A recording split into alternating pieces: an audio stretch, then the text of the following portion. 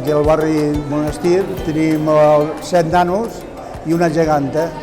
Volíem tindre aquests elements, però clar, costen diners.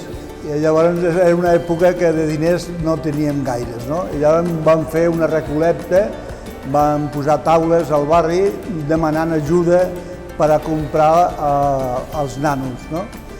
Després dels nanos vam decidir construir la geganta aquesta.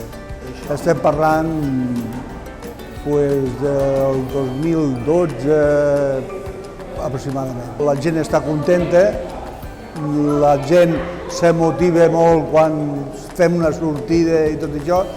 El que passa que de sortides fem poques perquè a nivell de ciutat n'hi ha barris que sí visitem, com hem visitat el Velòdrom, el barri del Carme, algun any hem anat al Juroca, col·laborem amb l'altra associació de veïns de Reus. Aquí ven els nanos, se troben, posen la música, ballen entre ells i anem participant perquè el dia que n'hi hagi una sortida podem participar.